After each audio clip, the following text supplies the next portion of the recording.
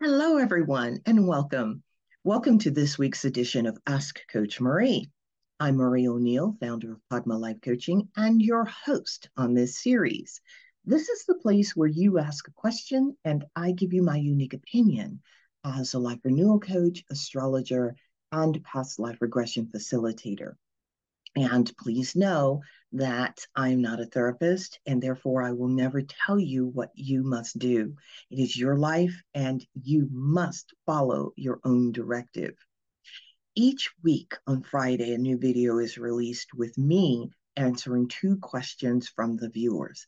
I'll also talk about other topics, such as consciousness, astrology, how the universe works, healings, basically various other life renewal topics. So let's go ahead and get started with our first question. Now, our first question comes from Jennifer, who is in Vancouver, Canada. Jennifer says, I have a friend / partner who has started undermining me, is threatened by my growth. How do I handle this situation? This is a very good question, Jennifer, and thank you for asking it. Basically, what this person is doing is they're acting as a mirror for you, because what you are experiencing is an issue that you have within yourself. Now, I know that sounds strange because you're not the one who is asking this person to undermine your growth. They're doing it on their own. At the same time, what we do is we radiate out from our subconscious mind an energy that brings to us other people who match that particular frequency, which is what has happened in this case. Now, I'm not saying that the person is a bad person or anything like that. What I'm saying is this person has agreed to be your mirror, and they agreed to do it probably before they incarnated, before both of you incarnated in this lifetime. And because this is a part of you that you want to heal and want to work on. So this is why they've done it. What you need to do is go within and find out why you are attracting this person or this particular energy to you. What is it within you that you need to purify and heal? Once you do that, not just go in and figure out what it is, but actually start working on the issue, you'll find that the relationship with your partner will shift. That person will more than likely start treating you differently because you're going to be putting out energy that is different. They'll either start treating you differently or they will exit your life. Now, I know you may not want this person to exit your life, but you also have to know that it's possible that this person just came into your life to show you this part of yourself. So I hope that answers your question.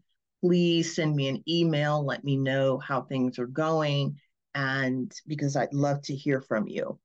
Now, let's see.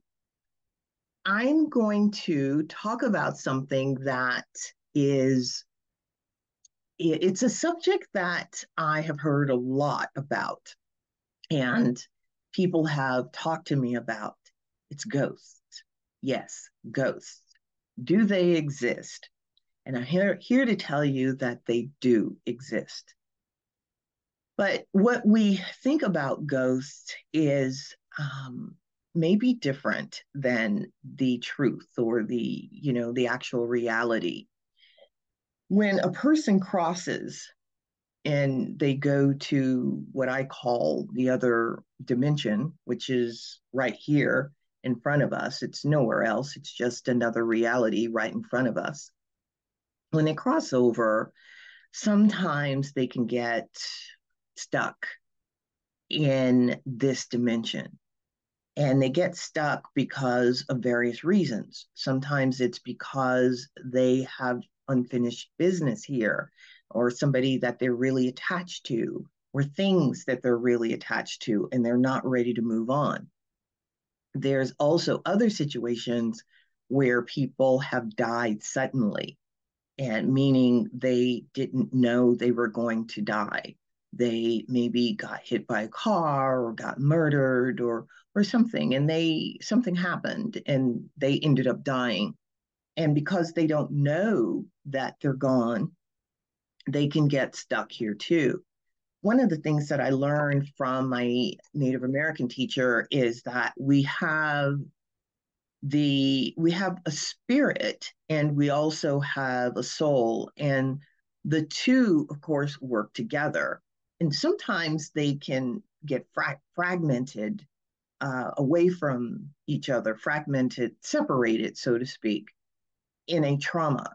And so the person is trapped here in this reality and they haven't been able to move on. Now, eventually, they do get gathered by the other side. I can't tell you how that happens, but I do know that it does happen, but it can take a long time. You'll find that sometimes people are, you might go into a house and you see somebody walking down the stairs at the same time every day, where they're stuck in this loop, basically. What you can do for them is send out a prayer. Send out a prayer to the divine, to their guides, to ask for help, asking them to be gathered and picked up. It's not that the universe has forgotten about them. It's not. There's a lot of different circumstances.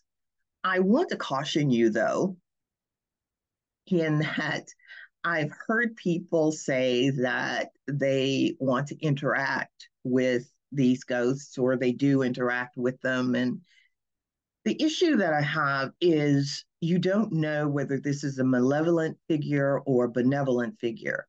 And there is a difference. The other thing is the person is trapped. They're not able to move on. They're not able to come back and incarnate. They're not able to move on to the other side. And it's doing them a disservice to have them stay here. I also want to caution you in that you do not want to be the one to try to intervene in, say, um, doing any rituals or things like that. All you really want to do is say a prayer and ask for guidance because you don't know what you are encountering. None of us do. So that's what I want to say about that. I'll talk about that again at another time, but it's a it's a huge topic. I see a lot of TV shows even talking about ghosts and ghost hunters and things like that.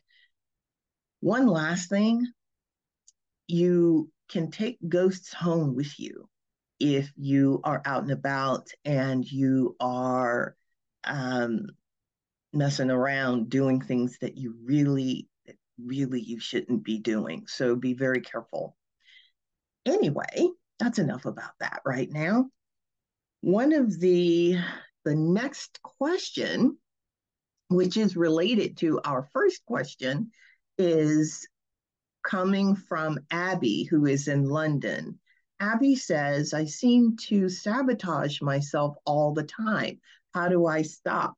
Well, Abby, you stop basically by doing the same thing that I recommended be done, but recommended for Jennifer. You want to, number one, sit down with yourself and look within and ask yourself some serious questions. When was the first time you remember sabotaging yourself? What was the circumstances? How did that feel? What prompted it? I mean, what were the thoughts that you were having as you were sabotaging yourself or just before?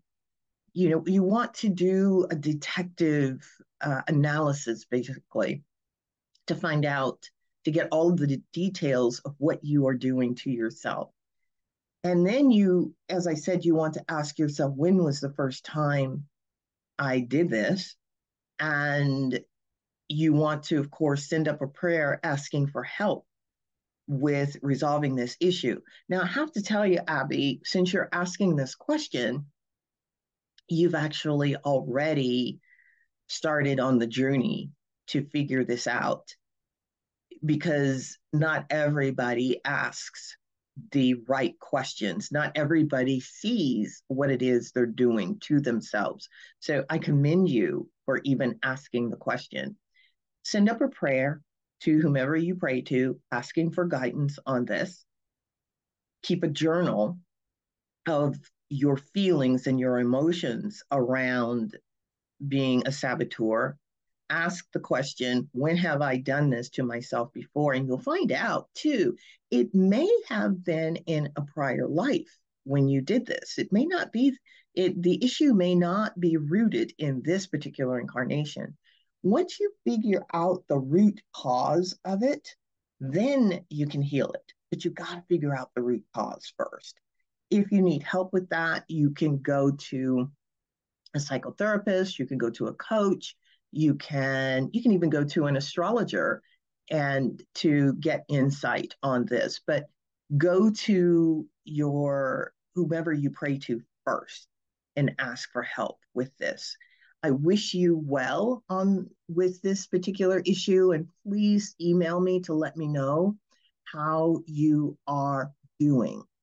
Now, if you want to know more about me, please, you're welcome to read my book and the Lotus Opened, a memoir. I will put the email address, or actually the website address for the book, in the description below, so that you can learn more about the book and learn more about me if you'd like. If you have questions for me to answer on Ask Coach Marie, please send them to padmacoach at icloud.com. And I want to wish all of you, especially those of you here in North America, I wish you a wonderful Thanksgiving, which is happening next Thursday here. We have changed, or actually we've changed that particular holiday to include the Native Americans, because this land actually belonged to the Native Americans before Columbus came through. That's a whole nother subject that I'm not going to get into here. But anyway, happy Thanksgiving to all of you out here. And I look forward to seeing you all back here next week. I wish you a wonderful, wonderful week ahead. Bye-bye.